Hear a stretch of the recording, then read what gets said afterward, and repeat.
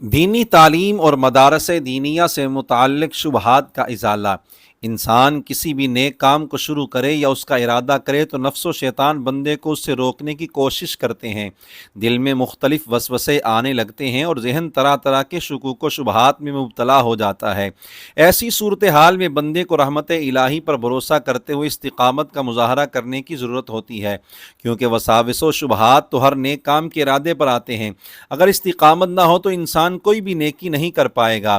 جب کوئی شخص علم دین کی خاطر خود یا اپنے بچے، بھائی بہن کو دینی ادارے میں بھیجنے کا ارادہ کرتا ہے تو بھی وساوس و شبہات راستہ روکتے ہیں۔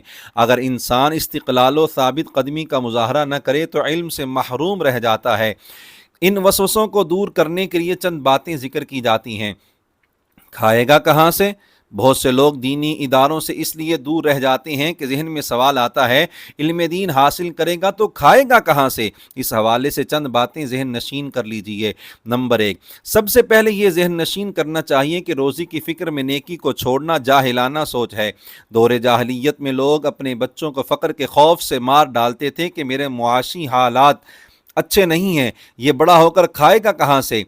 رب تعالیٰ نے اولاد کے قتل کو حرام قرار دے کر فرمایا نحن نرزقکم و ایاہم، یعنی تمہیں بھی ہم ہی رزق دیتے ہیں اور انہیں بھی ہم ہی رزق دیں گے۔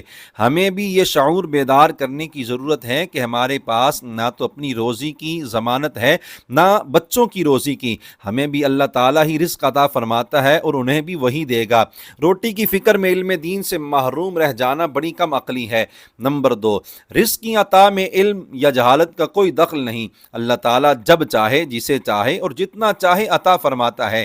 ہم اپنی آنکھوں سے دیکھتے ہیں کہ بعض اوقات علم و دانش والے خالی ہاتھ ہوتے ہیں جبکہ ان پڑھوں کے پاس مال و دولت وافر ہوتا ہے۔ یہ مفہوم متعدد آیات کریمہ میں بیان ہوا ہے۔ ایک مقام پر ارشاد فرمایا ان ربک یبسط الرزق لمن یشاء ویقدر انہ کان بعبادہ خبیرا بصیرا، بے شک آپ کا رب جس کے لیے چاہے رزق وسیع کرتا ہے اور جس کے لیے چاہے تنگ کر دیتا ہے، یعنی وہ اپنے بندوں کی خوب خبر رکھنے والا، بہت دیکھنے والا ہے۔ روزی کی بیجا فکر میں اپنے بچوں اور متعلقین کو علم دین سے محروم رکھنے والے اپنے ضمیر سے پوچھیں کہ کیا علم دین سے دور رکھ کر ان کے پاس روزی کی کوئی ضمانت ہے؟ نمبر 3، علم مال و دولت کے لیے نہیں، رضائے الہی کے لیے حاصل کیا جاتا ہے۔ دنیاوی مفادات مثلا دولت، شہرت، منصب اور عزت وغیرہ کی خاطر علم سیکھنے والے کے لیے احادیث کریمہ میں سخت وعیدیں ارشاد فرمائی ہیں۔ نمبر 4، جب بندہ اپنے مالک جل شانہ کی رضا کے لیے علم دین حاصل کرتا ہے تو رب تعالیٰ دنیا کی دولت بھی عطا کر ہی دیتا ہے۔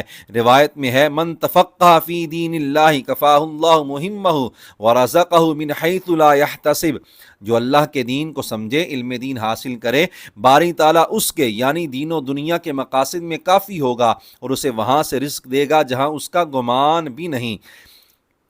نمبر 5، ہم سوچتے ہیں کہ دین پڑھے گا تو کھائے گا کہاں سے، جبکہ حقیقت یہ ہے کہ رب تعالیٰ علم دین حاصل کرنے والوں کو بھی نوازتا ہے اور اس کی برکت سے علم دین میں تعاون کرنے والوں کو بھی روزی دیتا ہے۔ پروردہ آغوش نبوت سیدنا انس بن مالک رضی اللہ تعالیٰ عنہ فرماتے ہیں زمانہ رسالت میں آپ صلی اللہ علیہ وآلہ وسلم میں 2 بھائی تھے، ایک آپ صلی اللہ علیہ وآلہ وسلم کی بارگاہ میں حاضر رہتے یعنی علم حاصل کرتے، جبکہ دوسرے پیشہ ور تھے۔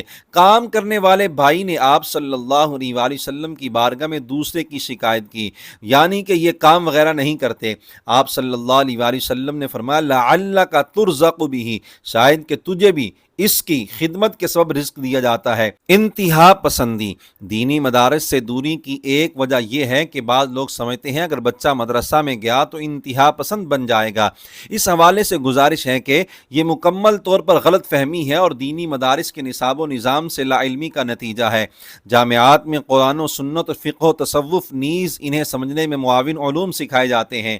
تنظیم المدارس اہل سنت پاکستان کا نصاب آفیشل ویب سائٹ سے دیکھا جا سکتا ہے، اس میں انتہا پسندی کو فروغ دینے والا کسی بھی طرح کا کوئی مواد نہیں ہے۔ نمبر 2، قومی ادارے اس بات پر گواہ ہیں کہ امام اہل سنت اعلیٰ حضرت بریلوی علیہ الرحمہ کی فکر سے تعلق رکھنے والے دینی مدارس سے آج تک نہ تو کسی بھی طرح کا اسلحہ برآمد ہوا ہے، نہ ہی کسی قومی ادارے کے خلاف سازش کی نشاندہی ہوئی ہے۔ سنی مدارس میں تو یہ فکر دی جاتی ہے کہ ملک پاکستان ہمارے بزرگوں نے بنایا تھا اور اس کی حفاظت کے لیے ہماری جانیں بھی حاضر ہیں۔ اعلیٰ تعلیم کی ڈگری اور معیار تعلیم۔ یہ غلط فہمی بھی پائی جاتی ہے کہ اگر بچہ دینی ادارے میں پڑھے گا تو اس کے پاس اعلیٰ تعلیم کی ڈگری نہیں ہوگی یا معیار تعلیم اچھا نہیں ہوگا۔